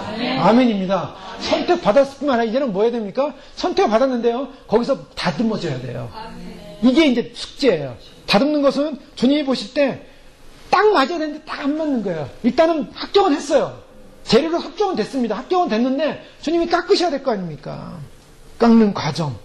예, 깎는 과정. 많은 사람들이 자신이 구원받을 거라고 생각을 해요. 오늘 많은 교회 다니는 사람들이 나는 구원받을 거라고 생각을 한다는 거예요. 왜냐하면 예수 믿어줬으니까. 그런데 예수 믿어짐으로 구원받는다면 얼마나 좋습니까? 깎여야 됩니다. 바뀌어야 됩니다. 변화돼야 돼요. 변화되지 않아요. 예수를 40년, 50년, 예를 들면 20년, 10년 믿었어요. 믿었는데 하나도 안 변했어요. 아직도 육적이에요. 아직도 세상적이에요. 아직도 세상 사랑해요. 주님 사랑하는 게 없어요. 예수님 믿고 교회는 다닙니다. 종교인이에요. 예배는 드려줍니다. 평생 내가 예배 드려줬으니까 주님 날 구원하겠죠. 아닙니다. 변화되어 있어야 돼요. 바뀌어 있어야 됩니다. 그리고 지체 안에 들어와 있어야 됩니다. 연결되어 있어야 됩니다. 관계를 맺고 있어야 돼요. 예수님과 관계를 맺고 있어야 돼요. 성도들과 지체끼리 관계를 맺고 있어야 되는 거예요. 그 관계 속에 있지 못하면은 교인이 아닌 거예요. 거기에 연결돼가는 그런 건물을 지어져 가는 그런 백성이 아닌 거예요. 저희가 안 가봐서 모르지만 이제 주님이 오셔서 휴거가 일어납니다. 휴거가 일어나면 어떤 일이 일어나겠습니까? 휴가 낸다고 그냥 막 휴가 돼가지고 전부 다 그냥 오합지졸해가지고 그냥 막 군중이 돼서 무리가 돼서 막 주님 만나러 가는 게 아닙니다. 하나님 나라는 철저한 질서예요. 하나님은 철저한 질서예요. 세상 말로는 계급, 서열, 하나님 나라 말로는 반열이 있는 거예요. 그래서 앞에 설 사람, 그 다음 설 사람, 그 뒤에 설 사람, 그 옆에 설 사람 다 자기 자리가 있는 거예요. 여러분 생각해 보십시오. 조그만 이러한 물건 안에 현미경으로 들어가면 이 안에 뭐가 있습니까? 이 안에 분자가 있어요. 분자인데 그 안에 핵이 있어요. 근데 핵을 중심으로 해서 원자가 돕니다. 원자가 근데 궤도를 갖고 돌아요. 궤도를 갖고 도는데 여기서 그 전자가 전자가 하나 빠지냐 붙느냐 서로 어떻게 하느냐에 따라서 다 달라져요. 거기는 엄청난 화학적 케미칼 그 법칙이 있어요. 우주 마찬가지죠. 지구가 있습니다. 지구와 해와 달 서로 간격을 두고 잡아당기고 그를 중심으로 돌고 그 도는 그러니까 은하계를 들고 은하계가 또 돌고 하나님의 어마어마한 법칙이 있어요. 하나님은 무질서가 아닙니다. 하나님은 철저한 질서예요. 구원을 받아도요. 우리가 다 자 보십시오. 어떻게 보냐면 이 세상에 태어난 사람들이 다 얼굴이 다르고 성품이 다르고 다 비슷비슷할 것 같지만 다 다르다는 거예요. 똑같은 하나님이 없다는 거예요. 쌍둥이도 다르죠. 다릅니다. 왜요? 하나님은 그런 분이세요. 하나님 나라 가면 우리가 집단으로 가는 게 아니에요. 물론 소속된 반열이 있고 소속된 그런 지파들이 있을 겁니다. 12지파에 속하겠는데 그 12지파에 속하지만 지파에 속해서 반열이 다 다른 거예요. 반열이. 앞에 선 사람, 뒤에 선 사람, 옆에 선 사람. 그러면 내 자리가 어디냐는 거예요. 내 자리. 지금부터 그 자리를 마련하시는 겁니다. 내가 돌이 큰 사람은 좀 눈에 띄는 데 있겠죠. 돌이 작은 사람은 어떻겠습니까? 저 작은 데 있을까? 근데 작다 그래서 쓰임받지 못하는 게 아니에요. 작은데 거기 고만한 돌이 들어가야 되는데 큰 돌이 못 들어갑니다. 그러니까 꼭 맞는 자리에 들어가 있어야 되는 거예요. 꼭 맞는 자리. 그럼 하나님께서 나에게 주님 모습을 준비케 하면서 뭘 해야 되는가? 내가 있어야 될 자리, 내가 서야 될 자리가 어딘가 그거를 봐야 되는 거예요. 그래서 철저하게 주님 앞에서 내가 주님 앞에 버림받지 않고 버려지는 존재가 아니라 주님 앞에 서기 위해서 기도하시면서 나를 단장해 가는 것입니다. 그 위치는 주님 나라 가면 주님이 알려주실 거예요. 거기에 우리에게 주신 상급이 있을 것이고 거기에 우리 이름이 있을 것이고 우리가 그동안 해왔던 그거에 따라 반열이 달라질 겁니다. 근데 반열이 결정돼 있을까? 결정돼 있겠습니까? 저는 그렇게 보지 않아요. 변절되지 있지 않고 지금 변동하는 거예요. 어떤 사람은 앞반열에 갔다가 좀 모자라서 뒤로 반열 가고 또 옆반열에 갔다가 또 이쪽 가고 예? 다 다를 거예요. 왜냐하면 거기 믿음의 경주가 있는 거예요. 믿음의 경주. 그래서 열심히 경주하라고 하지 않습니까? 뒤로 물러가라고 하지 말라고 그러잖아요. 침체하지 말라고 그러잖아요. 그러니까 주님 오신 날까지 경주해서 달려가야 되는 겁니다.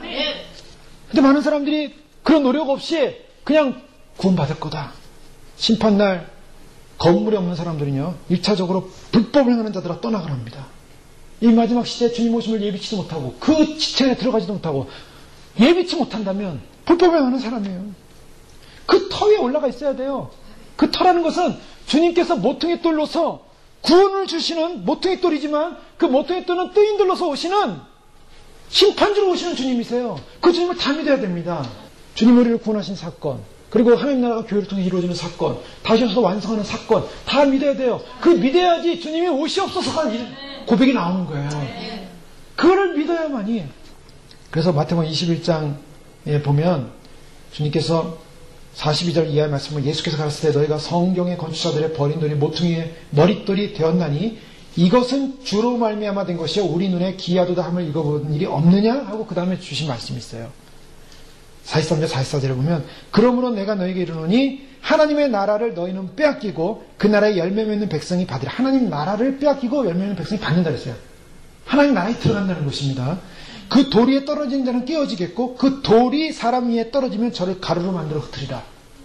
그 돌은 어떤 돌이냐면 건축자들이 버린 모퉁이 돌이 어떤 역할을 하냐면 열매 맺는 백성은 구원을 받는데 그렇지 못한 백성은 돌에 의해서 다 깨지고 부서진다는 거예요.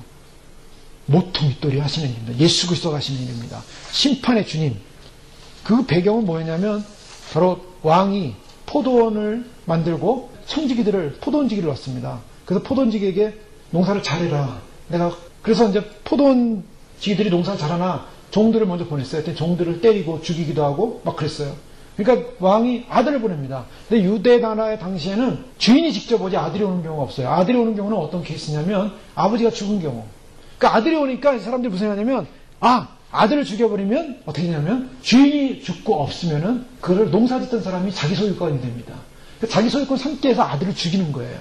아버지가 죽었을 거 생각하고 아들이 왔으니까. 근데 아버지가 안 거예요. 아버지가 안 죽었어요.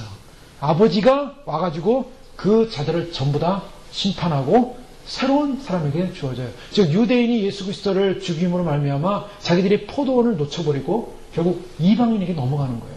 그런 비유인데 그 비유를 통해서 바로 그 너희들이 죽인 바로 그 분, 너희들이 버린 그 돌이 교회의 머릿돌이 됐고 모퉁이돌이 됐고 그 돌을 통해서 구원받지 못한 자들은 전부 심판한다는 겁니다. 정말로 중인 심판 상황을 말씀하고 있어요. 이것은 마지막 주님 오실 때 마찬가지입니다. 주님 오실 때 주님께서 맡겨놨습니다. 주님께서 포도원을 맡겼습니다. 근데 그 포도원을 우리가 열심히 농작하고 주님 오실 때 그 열매를 가지고 주님 제가 이렇게 했습니다. 주님께 드립니다. 주인님께 드립니다 하면은 열매 맺는 백성이 칭찬을 받고 구원을 받겠지만 그러나 열매를 맺지 못하고 예비치 못하고 주인을 준비하지 못하고 자기에게 주어진 특권과 권위를 막 사용해가면서 세상의 왕이 되고 자기들이 주인이 된 것처럼 살다가 자기가 주인인 것처럼 살다가 주인이 온다고 하니까 그제서야 주인이 안 왔으면 좋겠다. 여러분이 오늘날 예수님 오시는 걸 반대하는 사람들 특징이 뭡니까? 반대하는 사람, 원치 않는 사람 특징은 자기가 주인인 사람이에요. 교회를 다니면서도요. 교회 다니고 주님을 사랑한대요. 주님을 섬겨 예배드려요. 근데 예배를 드리는데 주님 오시니까 주님 오시길 원치 않아요. 그 사람은 뭡니까? 자기를 섬기는 사람이에요. 자기가 주인입니다. 아직 거듭나지 않은 거예요. 그래서 포도원 주인이 온다는데 지금 그 청지기가 내가 그동안 주님이 맡기신 이 포도원을 농사지면서 이렇게 살아왔습니다라고 그렇게 노력한 걸 주 앞에 드려야 되는데 그걸 못 드리고 뭐합니까? 죽이는 거예요. 죽이는 거. 예수님 오시는 거 원치 않고 예수님 오시는 거 반대하고 예수님 오시는 거 증거하는 사람들 막 핍박하고 아니다. 이 악한 종들아. 주님 그 말씀하시죠. 그 심판의 주인으로 오시는 바로 주님. 그 돌이 결국 심판의 돌이 될 것인가 아니면은 구원의 돌이 될 것인가. 우리는 바로 그 지체 안에 들어와서 예수님과 함께 연합돼서 그 관계 안에서 교회를 형성하고 준비하고 예배해야 되는 줄 믿습니다. 그러면서 거기에 쓰임 밖에서 뭐 해야 됩니까? 깎여야 돼요. 깎이는 가운데 뭐가 깎여야 됩니까? 우리들의 고집이 깎여야 됩니다. 인간 안에 있는 고집, 죄성, 자기의 자만감, 자기 스스로 높아지는 것. 그래서 그런 것들을 깎여야 됩니다. 내가 이것만큼은 양보하지 못하겠다 하는 고집들, 나는 이 부분에서는 화를 내야 된다는 고집들, 이런 경우는 용서할 수 없다라는 고집들, 이런 말은 내가 도저히 참을 수 없다라는 고집들, 내가 이런 건 반드시 따져가 내 권리를 찾아야 한다는 그러한 고집들, 죄는 절대, 이 죄만큼은 절대 내가 포기 못한다라는 그런 고집들, 그런 게 다 없어져야 돼요. 깎여야 돼요. 어떤 사람은 나는 바뀌면 안 된다고 생각해요. 내가 예수님 오신 걸 믿어주면 사람들이 나를 조롱할 거야. 안 믿어주는 사람이 있어요. 자존심이에요, 자존심. 나는 변화되면 안 돼. 나는 존귀한 자야. 그것까지도 다 깎여야 돼요. 변화돼야 됩니다. 변화되는 게 아름다운 거예요. 변화되는 게 아름다운 거예요. 바뀌어야 되고 변화되어지고. 야곱 보십시오. 야곱이 얼마나 안 바뀌면요. 하나님이 나중에 그냥 환도뼈를 쳐가지고 뼈가 위골되지 않습니까? 위골되고 나서야 그때도 정신 못 차렸어요. 사실 야곱이 고향으로 돌아가는 때는 베델에서 거기서 돌베개 베고 자다가 천사들이 오락내락 하는 거 보지 않습니까? 여기 하나님의 전이요. 그래가지고 반드시 거기다 자기 돌아갈 때 거기서 하나님께 예배드리고 제사 드리고 그랬어요. 근데 고향에 돌아와서도요, 형 에서 만나는 거 걱정했지 사실은 그 마음 별로 없었던 것 같아요. 그래가지고 사실 베델로 가야 되는데 세겜에 갑니다. 세겜에 가가지고 거기서 딸이 거기 있는 사람들한테 강간당하고 거기는 또 세계 사람 다 몰살시키고 뭐 이런 과정 속에 베델로 올라가요. 그제서야 하나님 말씀, 하나님께 서원했던 것, 하나님 앞에 하나님의 영광을 받던 것, 바로 그 영광의 자리에 가야 되는데 그냥 자기 멋대로, 자기 의지대로, 자기 고집대로 살아가는 거예요. 하나님 그걸 바꾸시는데 시간이 많이 걸리셨어요. 그게 깨져야 됩니다. 그래야 이스라엘이 됩니다. 모세도 마찬가지죠. 모세도 사실 하나님께 부름받을 때 얼마나 거절했는지 몰라요. 출애굽기 3장, 4장, 5장을 보니까 모세가 거절하는 게 몇 번인지 아세요? 모세가 하나님께 나 못 갑니다. 안 갑니다. 난 말이 둔합니다. 보낼 만한 자라 보내서. 그러니까 하나님 화를 내서 화를. 그래서 바로한테 갔는데 그다음부터 이스라엘 사람이 더 힘들어졌어요. 우리가 제사 지내러, 우리가 예배 드리러 가야 된다 그러니까 니네가 배가 불러서 예배 드리러 가는구나. 지푸라기도 주지 마라. 지푸라기도 알아서 해가지고 이제 벽돌 만들어라. 그래가지고 사람들이 원성이 높아졌어요. 그러니까 와가지고 또 하나님 앞에 하나님 왜 내가 갑니까? 이렇지 않습니까? 하면서 몇 번을 하나님께 원망하냐면 안 가겠다고 버티냐면 8번이에요. 어찌하여 나를 보내셨나이까예요. 어찌하여. 보낼 만한 자를 보내소서. 하나님 화를 내시니까 그제서 가긴 갔는데 모세가 이렇게 힘들었어요. 사실. 근데 그가 하나님 앞에서 꺾이고 나서 어떻게 됩니까? 그 다음부터는 백성을 위한 중보자가 돼요. 백성을 위한 기도자가 돼요. 백성을 이끄는 사람이 돼요. 주님이 우리 안에 있는 고집을 꺾으셔서 우리의 고집을 어디다 사용하시냐면 주님을 사랑하는데, 주님을 섬기는데, 주님을 의지하는 데 사용해야 될 줄 믿습니다. 1936년에 신사참배가 한참 일제시대 때 일어날 때 신사참배 반대운동이 일어나고 있었습니다. 그때 평양 삼정역교회 주기철 목사님 2번의 옥고를 치르면서 이제 삼정역교회 강대상에 섰는데 사람들이 얘기하기를 신사참배하자. 당시에 한국 기독교 장로회가 전부 다 장로회 총회가 신사참배는 우상숭배가 아니다라고 결정을 했어요. 오늘날 오렌지 카운티에서 목사들이 베리칩은 구원과 상관이 없다. 육류표가 아니다. 라고 결정하고 똑같아요. 근데 여기는 뭐 이게 미국의 한 그 카운티에서 그냥 뭐 구속력도 없는 목사들이 모여가지고 그렇게 했지만 당시에 한국교회에서는 최고의 구속력을 가진 장로교 총회가 그것을 결정을 했어요. 그래서 모든 사람이 신사참배하는 상황이었습니다. 자, 그런데 주기철 목사님은 그걸 거절하고 있어요. 그때 주기철 목사님 한 말씀 제가 읽어드리겠습니다. 전 주님 아닌 것은 절대 경배하지 않을 것입니다. 설령 내 목숨을 가져가더라도 전 주님 아닌 것에 경배하지 않을 것입니다. 내 몸을 가두고 고통 가운데 던져 놓더라도 주님 아닌 것에 경배하지 않습니다. 경배의 흉내도 내지 않을 것입니다. 어떤 이는 나에게 왜 괜한 일로 목숨을 거느냐고 말을 합니다. 또 다른 이는 가족은 생각 안 하고 자기의 의지만 주장한다고 말합니다. 한 친구는 신사참배는 행위로만 하는 것이지 우리 마음은 그렇지 아니하니 그건 주님 앞에 문제될 게 아니라고 말을 합니다. 이제는 적당히 타협하자고 먼 날을 기억하고 한 걸음씩 물러서자고 말을 합니다. 하지만 우리 예수님은 날 위해 십자가를 지시고 고통을 당하셨는데 나 어찌 십자가가 무서워 모른 채 할 수 있겠습니까? 소나무는 죽기 전에 찍어져야 푸른 것이고 백합화는 시들기 전에 떨어져야 향기를 바란다고 합니다. 이 몸도 시들기 전에 주님의 재단에 드려지고 있습니다. 그러면서 이제 이 주기철 목사님이 감옥에 갇혔을 때 목사직을 내면 사면해 주겠다 이렇게 이제 일본 사람들이 하도 이제 목사의 권위로 그 신사참배를 거부하니까 목사직을 박탈하려고 했어요. 회유하기를 목사직을 내놓으면은 내보내 주겠다. 그때 삼정일교회 성도들이 우리 주기철 목사님 살려야 되지 않겠냐. 저렇게 고집 부리면서 진짜 참배 안 하겠다고 하니 뭐 돌아가실 것 뻔하지 않냐. 그러니까 목사직을 우리가 그만두라고 이렇게 해야 되지 않겠냐고 결정을 하고서 목사한테 얘기한 거죠.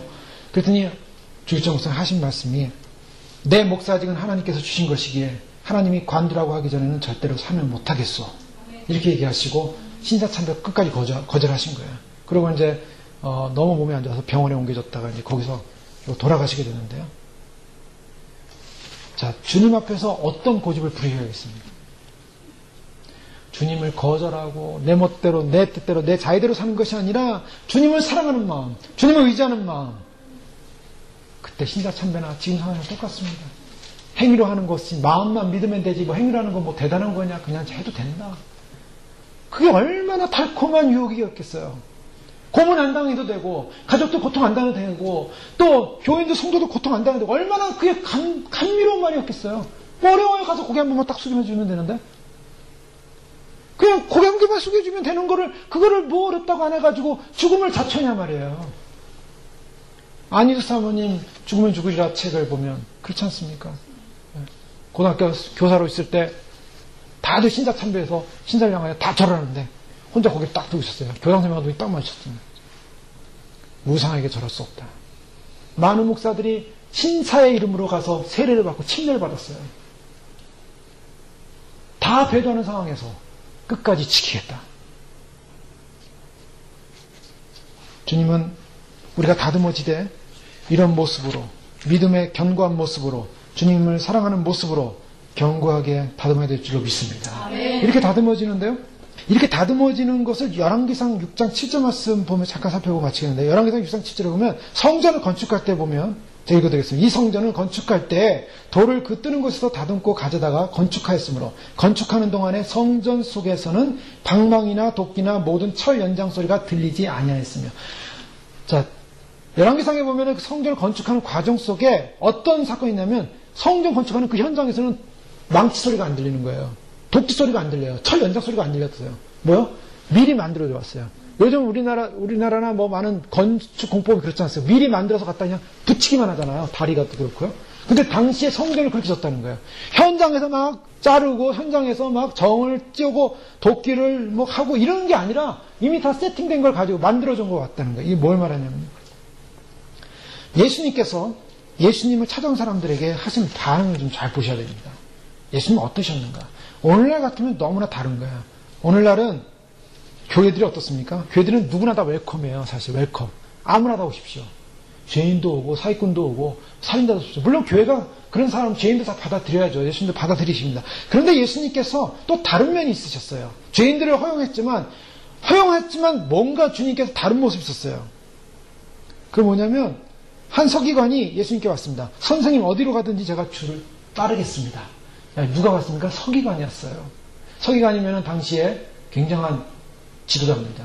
서기관 한 명만 오면요, 그 주변에 얼마나 많은 사람이 영향 주겠어요. 그런데 예수님께서, 야, 제자들 숫자 늘어나는구나. 아, 오늘 한 명 더 오네. 기쁘다. 빨리 와라, 빨리 와라. 그렇게 달콤한 말로 인정했겠습니까? 인정하지 않으셨어요. 주님께서 그 사람에게 돌아서 뭐라고 말씀했냐면, 서기관한테 뭐 이렇게 말합니다. 잘 아시는 말씀이에요. 예수께서 이르시되, 여우도 굴이 있고 공중의 새도 집이 있으되 인자는 머리 둘 곳이 없도다. 이게 무슨 말씀입니까? 그래도 따라오겠냐는 거예요. 자, 주님을 따른다는 건요, 이게 뭐냐면 대가를 치르는 거예요. 계산을 하는 겁니다. 자, 이 서기관 머리가 비상하게 돌아가기 시작했을 거예요, 아마. 주님을 따르는데, 주님을 따르면, 주님은 여우도 굴이 있고 공중의 새도 집이 있는데 인자는 머리 둘 곳이 없어요. 주님 따라봤자 머리 둘 곳도 없어요. 그런 주님 따르면 어떻게 될까? 자, 생각하지 않았겠습니까? 이성적으로 생각해야 한다는 거예요. 주님을 따른다는 거. 주님은 지금 뭘 말씀하시는 것 같습니까? 이 말씀했을 때, 막 주님 따르겠습니다. 막 흥분해가지고 감동해가지고 주님 말씀 너무 좋아요. 나 주님 말씀 따라가겠습니다. 나 주님 말씀. 그랬더니 주님이 날 따라오려면은 여우도 굴이 있고 새도 집이 있는데 인자는 머리 둘 거 없다. 머리가 복잡하기 시작했어요. 계산이 안 나오네. 답이 안 나와요. 흥분하지 말라는 거예요. 정말 주님을 따르는 길은 감정으로 가는 길이 아니라는 거예요. 값비싼 대가를 주님은 요구하십니다. 여러분 흥분해서 가면요. 흥분 사라지면 배도해요. 주님이 오시니까 주님 오시다. 주님 오시다. 주님 맞아야지. 뭘 이렇게 지금 떠들고 있어요? 뭘 이렇게 흥분하고 있어요? 그게 아니에요. 주님이 왜 오시는가? 왜 오셔야만 하는가? 왜 오실 시점이 됐는가? 분명히 따지셔야 돼요. 따져보십시오. 분명히 주님 오십니다. 성경의 말씀대로 그대로 오십니다. 그게 진짜인 거예요. 남들이 온다고 하니까 벌벌벌 페리침 맞으면 안 되니까 벌벌벌. 그건 나중에 주님 오시고 소망하는 게 아니에요. 분명한 종말 신학을 가지셔야 돼요. 분명한 하나님 나라의 완성이 이루어진다는 사건의 앞에 냉철하게 주님이 오시면 나는 어떻게 할 것인가? 어떤 삶을 살아야 될 것인가? 어떤 준비를 할 것인가? 결단해야 되는 겁니다. 그게 주님을 따르는 거예요. 주님께서 제자 중에 또 한 사람인데 주여 내가 먼저 가서 내 아버지를 장사하게 허락하소서 그랬더니 예수님께서 뭐라고 합니까? 죽은 자들이 그들의 죽은 자들을 장사하게 하고 너는 나를 따르라 하면서 쟁기를 들고 뒤를 돌아보는 자는 하나님 나라에 합당치 않다. 주님이요 좀 이렇게 전도하시려면 그렇게 해라. 와라. 그럼 얼마나 좋겠어요. 근데 아주 냉정하게 얘기하세요. 쟁기를 들고 돌아보는 자는 하나님 나라에 합당치 않다. 주님은 부흥을 원하신 것 같습니까? 부흥이 아니에요. 사람 수 원하신 것 같습니까? 그게 아니에요. 주님 따르려면 제대로 따르는 거예요. 주님 따르려면 제대로 결정을 하는 겁니다. 주님께서 스크리닝 하는 거예요. 소위 말해서 따라올 수 있는 거 없는가. 누가복음 14장 25절 이하 말씀 보면 수많은 무리가 함께 갈세. 지금 수많은 무리가 함께 갑니다. 예수님 따라가고 있어요. 예수님 좋으신 분, 병 고치는 분, 먹을 거 주시는 분. 예수께서 돌이키사 이르시되 무릇 내게 오는 자가 자기 부모와 처자와 형제와 자매와 더욱 자기 목숨까지 미워하지 않으면 능히 내 제자가 되지 못하고 누구든지 자기 십자가를 지고 나를 따르지 않는 자도 능히 내 제자가 되지 못하리라. 왜 이런 말씀하세요? 주님은 주님을 정말 잘 따르고 싶은데 근데 주님 뭐라 그랬어요? 주님이 돌아서면서 아주 냉정한 말씀하세요. 부모님조차 처자조차 형제조차 자매조차 자기 목숨까지 미워하지 아니하면 내 제자 되지 못한다. 그러면서 누구든지 망대를 세우고자 할진데 자기의 가진 것이 준공에까지 족할는지 앉아 비용을 계산하지 않겠느냐? 어떤 사람이 전쟁하는데 1만 명으로서 2만 명을 거느리고 오는 자를 대적할 수 있을까 헤아리지 않겠느냐?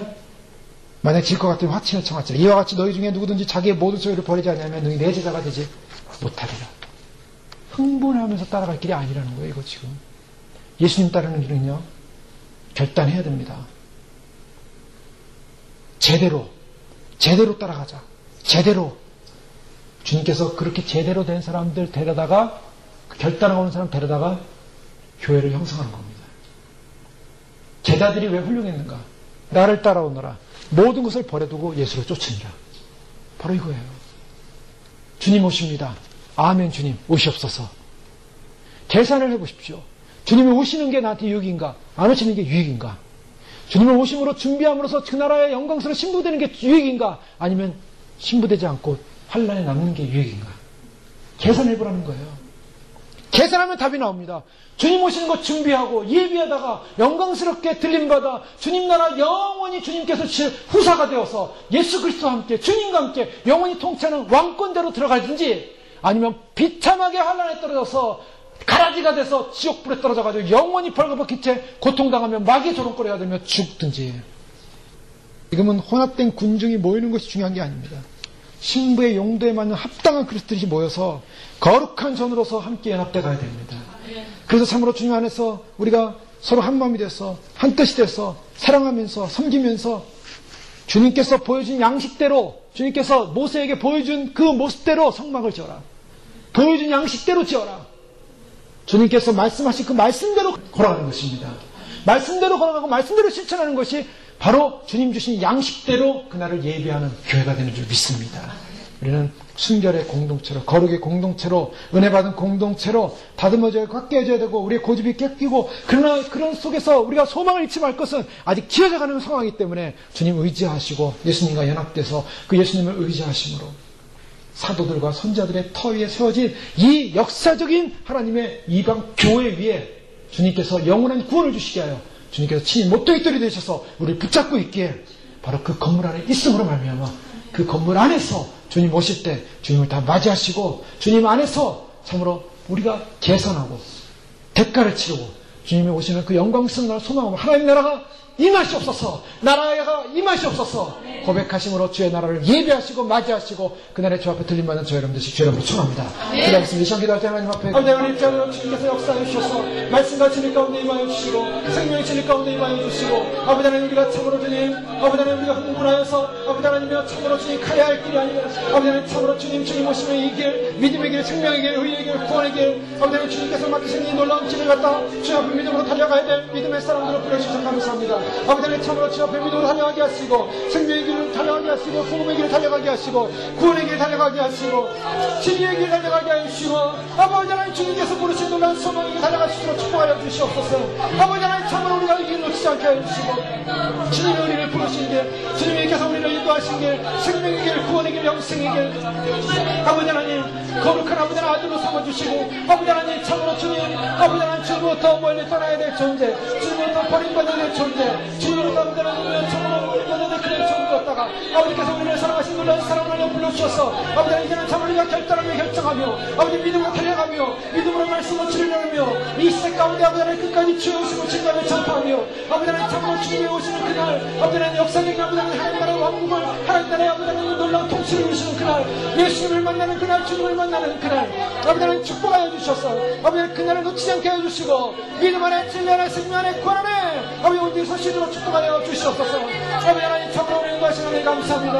아버지 하나님 참으로 주님 아버지 하나님 계산하고 준비하게 하시고 아버지 하나님 참으로 주님을 따르기 위해서 아버지 하나님 참으로 부모조차도 주님조차도 아버지 하나님 참으로 모든 것조차 아버지 하나님 버릴 수 있는 아버지 그 믿음으로 주님을 부르셨는데 아버지 하나님 그 믿음 안에 서게 하시고 말씀 안에 서게 하시고 진리 안에 서게 하시고 생명의 질서 안에 구원의 질서 안에 아버지 하나님께서 주무신 아버지 하나님 참으로 주님 하나님 모양대로 그 시간대로 아버지 하나님 참으로 주의 전쟁 세워주시 하나님의 말씀대로 진리대로 가게 하시고 하나님의 구원의 생명대로 가게 하시고 하나님의 놀라운 진리의 생명대로 가게 하시고 아버지의 구원의 놀라운 생명대로 가시자는 축복하여 주셨어. 아버지 하나님 주님을 인도하여 줬어. 자기의 후사여 후사는 그리스도 하나님을 아버지로 부를 수 있는 당자와 같은 우리의 인생을 주님 다시 받아주셔서 주님 하늘의 후사가 되게 하시는 놀라운 은혜 주신 하나님 감사합니다. 아버지를 성취시켜 하시니 감사합니다. 아버지께 나갈 수 있는 특권을 주셔서 감사합니다.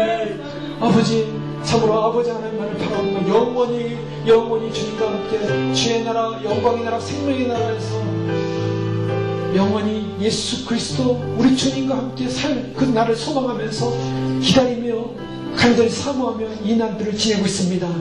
주님 교회를 축복하여 주시고 주님께서 모토의 똘이 되셔서 우리를 위하여 십자가에 돌아가신 그 놀라운 피의 공로의 은혜로 말미암아 주님 안에 연합된 모든 사람들에게 아버지 하나님의 교회 안에서 지체 안에서 주님이 거하시는 성전이 되게 지어져가는 이때 아버지 주님 모토의 똘인 주님으로 말미암아 구원의 생명 영생의 생명 거친 돌이 되어지고 넘어지는 돌이 되어지는 것이 아니라 부서지고 그것을 심판받는 돌이 되어지는 것이 아니라 우리에게 생명의 돌이요 우리에게 구원의 돌이요 우리 영생의 돌이요 아버지 하나님 우리에게 참으로 영원한 생명을 주신 바로 그 모통의 돌이 되신 주님 아버지 하나님 지체가 되어지고 하나가 되어지고 다듬어지고 우리의 고집들이 꺾이고 아버지 우리의 고집들이 변화돼서 주님 사랑하는 그 정전의 고집으로 주님을 사랑하는 그 정전의 믿음으로 아버지 들어지게 하여 주시고 주님 오시기까지 지어지게 하시고 아직 완성되지 못한다 할지라도 아버지 하나님 주님의 아들로서 온전하신 같이 온전해지기 위하여 우리 자신을 다듬으며 주 앞에 말씀대로 주님 말씀대로 걸어갈 수 있도록 축복하여 주시고